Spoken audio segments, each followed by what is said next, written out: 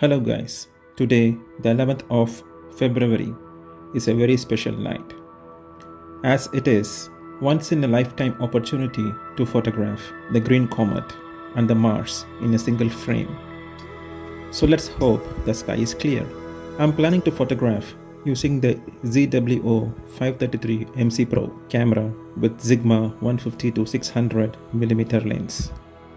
I also want to photograph using a wide-angle lens like Samyang 135mm. I will use IR UV cut filter to photograph the comet.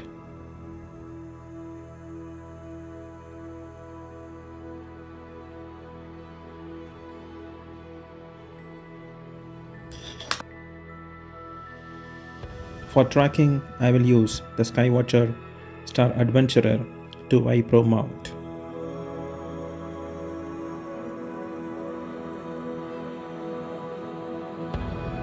Now let's set up the gear and photograph the target. I completed my shooting. I got 2 hours of data with a Sigma lens at a focal length of 400mm, and I got 1 hour 30 minutes of Comet data using the 135mm Samyang lens. I processed the data for hours, and this is what I got. Let's enjoy the beautiful and mesmerizing cosmos.